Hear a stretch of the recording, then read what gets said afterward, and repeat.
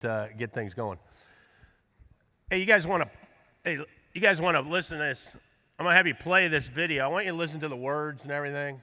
Kind of just listen to it. It only lasts 1 minute. Go ahead and play that.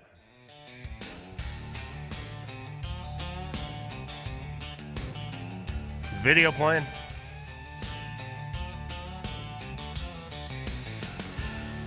Got a buddy runs a feed store. He said, man, I need a hand. Tired of the same old caps and koozies. Ain't catching nobody's glance. He heard about a crew out yonder, turning barn dust into gold. Put your brand on boots and bar stools. Make that farm pride take hold. That's X-Swag, baby. Put your logo on the back of this town. On a seed sack hoodie or a high crown cap pulled down. From the co-op counter to the county fair grandstand. That's X-Swag, baby. Putting country in your brand. It'll be a lot. About 20 days.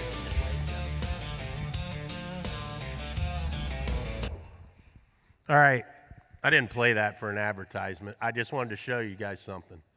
I was sitting at home 2 weeks ago. I was jacking around with Suno, the app.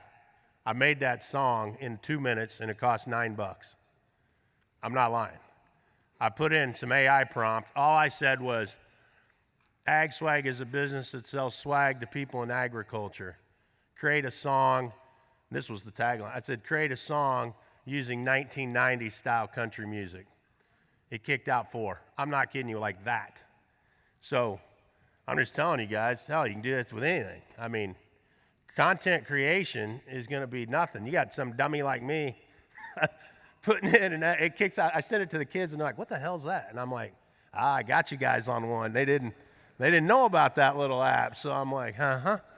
Dad made that song, wrote the lyrics himself. They're like, yeah, right. And but I'm telling you guys, you can do that with any business, and I've heard of folks, I'm on the board of a bunch of different companies and everything. Hell, we've had people spend $50,000 creating a song or something, and to create this whole song and video.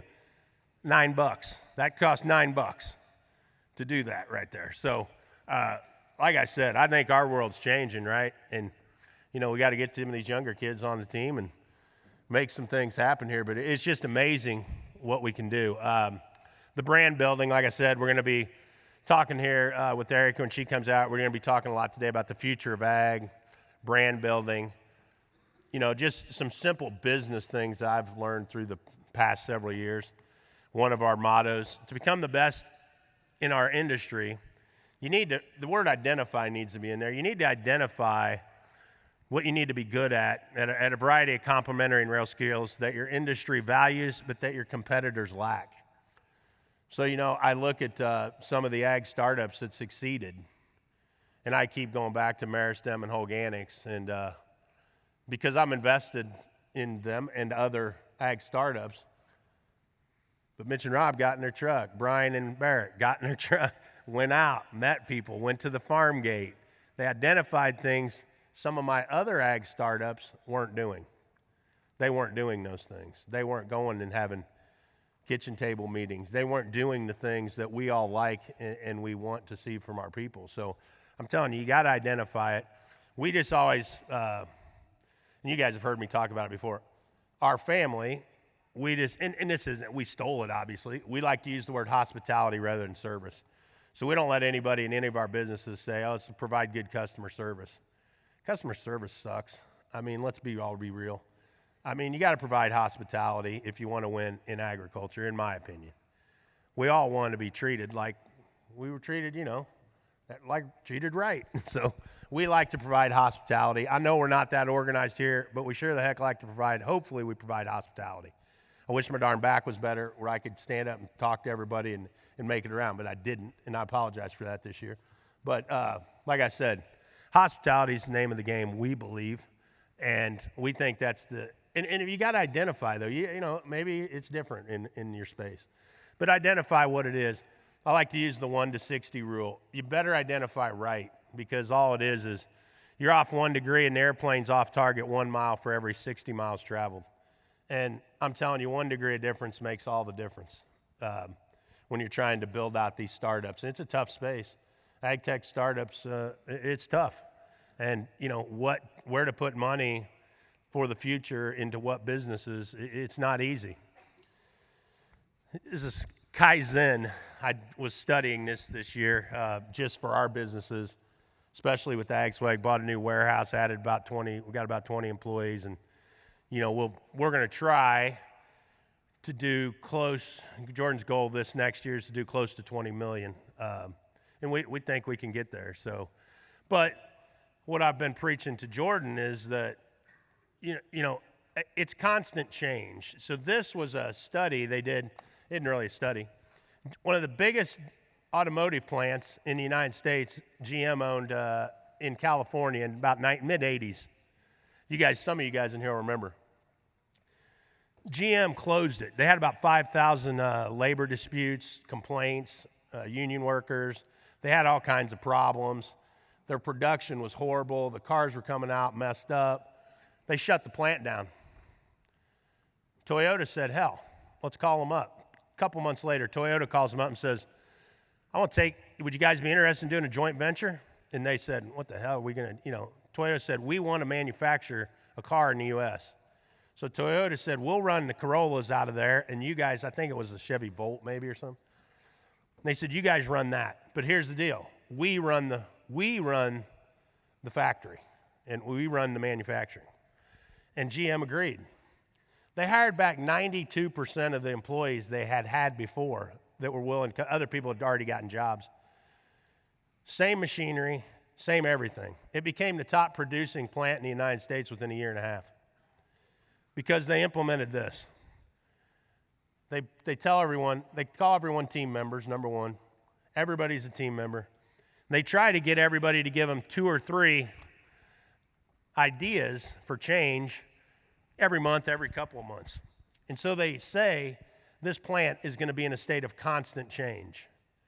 And that's something different, when we're on our farms and, in a lot of farms, I remember my dad and my grandpa. I think tradition gets in the way of kind of strategy. We don't want to change things because it's tradition. But I like to adapt, and I tell Jordan, be in a state of constant change. Constant change where your people are recommending small incremental changes over time add up to really great things. So that's really what we're working on in several of our businesses is just trying to, instead of perfection, aim for progression and focus on the smaller incremental gains and try to get every team member to contribute new ideas. You're not going to be able to do them all, but just some ideas to make things better and improve the process. And so that's really one thing we're focused on. We think the corporate playbook for next year is don't hire. My opinion is I think it's probably one of the most important years to be hiring. You may need to get rid of people. Like Goldman Sachs, Facebook, a lot of those people, they'll trim 10% of their workforce every year. Trim 10%, hire 10% new. Trim 10%, hire 10% new. You're trying to get better quality people. And I think that's important. I think there's going to be a lot of people out there available. Number one goal is to get your team to care more than the competition. And that's not easy these days, right? That's not easy. So you got to figure out some ways to incentivize and make things happen in that capacity. We're obviously looking to hire some younger kids. You heard they were too, but look at some of this stats. In 1950, there were 2,300 centenarians in the U.S. In 1990, that's just people that lived to 100, right? In 1990, there were 37,000. In 2000, there were 50,000. Today, there are 101 centenarians. By 2054, there'll be 422,000. That's the people that are 71 right now. So, there's all kinds of plays out there. They're talking about maybe hiring some silver workers, some old folks back. And it's funny. You guys seen the goat walking around? You guys seen that goat, the costume goat? A friend of mine, good friend of mine, one of my best friends, sold his farm down in Slater, not far from here, got over $20,000 an acre. Sold the farm, wanted something to do, wanted to help Jordan. So, good dude. Drives our van around town, just wanted to stay busy and wanted to stay working. Got a shitload of money, didn't need to work, but he's working. So, I think it's funny because people probably think that goat's like, who the hell's in that goat costume? That's him, though. He's a buddy, though. Sold the farm about, right at the damn peak, kind of up there, it felt like anyway. But I know we've been moving higher. But, yeah, it's good. So I think there's a lot of things we could be looking to hire some older folks in to do. I think there's going to be a ton of opportunity for that. So maybe institute a program into your business, not just go for the young kids, but maybe institute some type of program. You look for some of the things that the older folks can do.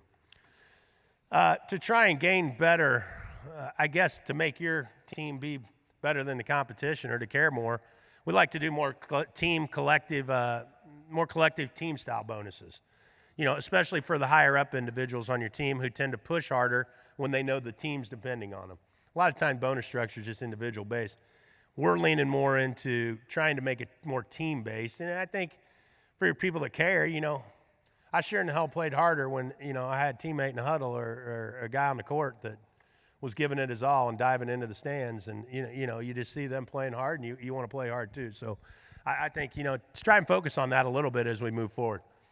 On a personal note, there's things I work with the kids and try to help Jordan and Kennedy with and different things, but into talking to them. These are 5 buckets. I was at a conference, something someone had mentioned and talked about, and I liked it.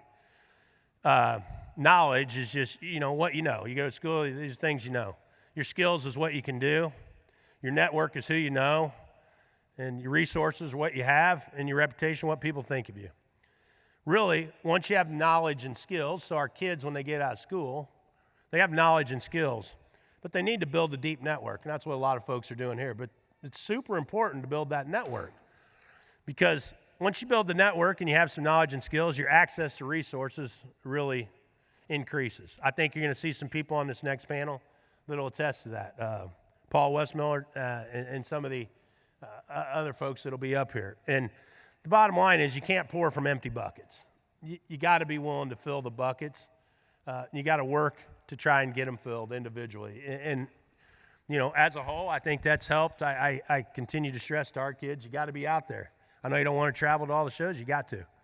You got to build the network. And it's the network and the boards and things like that are to help you see around the corners. You can't see everything, guys. You need people to help you see around the corners. And you need folks with a good network, a deep network, and that's something we're really stressing and trying to improve on. I'll wrap it up with just same thing from last year. My number one thought, that didn't need to be up there. My number one thought from last year, and I've Michelle and I talk about constantly, don't gripe and complain about the things you once prayed for.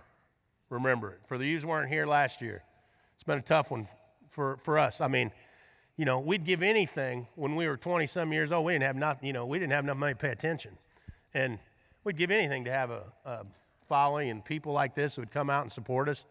And, and I'm not lying. In November and December, we're bitching all up a storm, having problems, trying to organize it, doing this. But we certainly appreciate it. And we remind ourselves, we wanted to have rental property. Well, now we got a lot of rental property. We'll find ourselves complaining. And then Michelle and I have to go back and say, what the hell? I mean, this is what we once prayed for, and here we are complaining about it. So, I think that's just important to know and recognize. Jordan just had us put that up there. Early tickets for next year. Guys, I can't tell you. We saw a lot of tickets at $2,000 as the prices escalated. The hotel cut us off because of fire marshal restraints or whatever they told us. We couldn't have any more people. So, we had to cut it off and shut it down again. But prices are going up. I hate the prices are going up. I think it's ridiculous that we got to pay what we have to pay. But this is going to be the early bird thing we're going to run. So for any folks that are here and you want to get on that, I don't know how long it'll last. I guess we'll just see where it ends up. We usually take first 200-300 people and then go from there. So Michelle, Todd, you guys want to come up? I think we raised about 46,000 on the 50-50 pot. I say we pull that bad boy first. I used to hate it when I'd win something, and I'm like, man, I want to be in that 50-50. So let's pull the 50-50 first, right out of the gates. What do you guys say? Good? Marita? You want to pull it? Got to be here to win, folks. First panel, if you guys could come up, that'd be awesome. We'll get you guys loaded up while we're doing this. Yeah. I already did, but no one's correct. Okay, yeah, perfect. And I know, you got a mic down there, Michelle? All right, 50-50. You guys got your tickets out? Yep. Here we go. Hold that. 518-17009. Anybody? Anybody? Just yell if you got it so it doesn't take too long. 518-17009. We got a winner. Winner, chicken dinner. Can you, congratulations, whoever it is, can you come see Todd? Hey, guys. Come see Todd, whoever won. Next. Well, he could have come up here. Wait, no, I said come on up. And Yeah, you were come gonna on say, up. "Come We on want up to see and who you are Todd." so we can, maybe knock you off when you're heading to the parking lot. Okay, what do we? Oh, thanks. Like going to the boat, right? Can we put the slides up for the prizes? Yeah, they're grabbing them. The first prize is a 2,000 gift card to Cabela's donated by Agri Spray Drones. I'm going to call a number. If you win on these other prizes and do not want the prize, stand up and let us know, and we're going to do an auction, and whatever money's raised, we're going to donate that back to the charity. All right? Just take the prize. Take the prize. Okay, next ticket for the gift card, 518-34-899. Perfect. Go to the next one. Right, we got a winner. Yeah, has anybody got a winner now? I'm going to put it at the top. Okay, the next one is Ag Swag gift card for $5,000 worth of merchandise. The number is 518-17612. Anybody, just set them up there on stage. I have They ain't them. here. Where'd I it guess go? they ain't here. There was one right there. Todd, see if No, people are where here. was the What's one up? right there? Oh, okay, right there. All right. All right. All right. Next one is Conestoga Hunt, Deer Hunt, Access Deer Hunt in Sonoma, Texas. Number is 518-17695.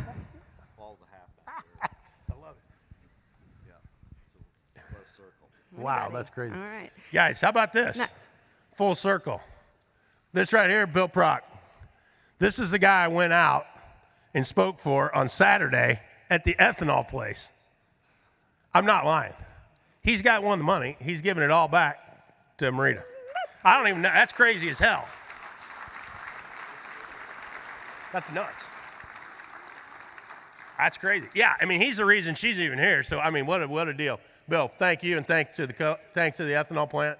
That's awesome. That's crazy. What the hell? It's like, I don't know, some futurist crazy crap is going on up here. Next slide. That's crazy, Marita. Earth Optics donated a 2025 Beretta shotgun. It's a nice gun, too, right here. Got the ticket? She's crying. Marita's crying. She can't draw a ticket right now. All right. 518-17220. The gun. The gun. There we go. We got it. Got a Beretta. gun. Earth Optics. Come on up. Some people ask how I got in this business. Go ahead, Michelle. You guys can run whatever. Okay. Our next one is Farmland Stock Exchange, a $25,000 value for a legacy succession plan. Number 518-17995. 518-17995. There she is, right out there. Perfect. All right. Holganics fishing trip. 6-hour guided fishing trip down in Florida. Jordan went on this on part of his bachelor party. He had a good time. The number is 518-34-106. 518-34-106 for the fishing trip. I don't see. Anyway, how I got into business, I worked for the NFL for a few years. Michelle was making all the money. I wasn't making any money. A lot of you have heard the story. She was making money. We first got married. She gets transferred up to Chicago to run the Eddie Bauer store up on Michigan Avenue. And we thought, man, we were going to make some bread. Okay. We got another Holganics fishing expedition. This one's a 4-hour one. Number is 518-17625. 518-17625. So as you guys know, we end up in Chicago. I had no job. And my buddy said, man, you need to go get in the commodity business. I said, I don't know anything about that. I worked on farm. I grew up on farm, threw hay my whole life. Don't know shit about commodities. They said, go see this guy. I go and see this guy. This guy's like, damn, you're a big, tall guy. And I said, yeah. And he's like, do you like to fight? And I'm like, shit, I love to fight. That's what I like to do on the weekends. And they said, you're hired. And I'm like, I've never been in an interview like this in my life. There's a guy in here in a cowboy hat yesterday, and I can't remember his darn name. Where the hell's he at? But he told the same story. He also worked at the Merc, and that was the interview we went through, both of us. He went through the same thing. And it was funny because I'd never seen anything quite like that. And they hired me, and I worked on floor. They hired me because I was big and tall, and I didn't mind fighting with other traders. So, I started off doing euros, Swiss francs, D-marks, then moved over to the board and did 5-year, 10-year notes, corn, beans, and wheat. Go ahead, Michelle. Okay, we have a wild boar hunt at Black Ridge Ranch, donated by Bob Nimmix. Ticket 51817-004. 51817-004. Should we do the rest right before lunch? You want to? Yeah, this will be the last one, then we'll do the rest right before lunch. Yeah, go ahead. This is Maristem. Okay, this is Maristem Hilton Head trip, 5 nights, donated by Rybe McClellan. With Maristem, if I did not say that, ticket number 51485-146. 51485-146. And if you do win that one, make sure you send like a bunch of college kids and just tear the shit out of the place. That one. I'm kidding you. All right, we'll get things rolling here.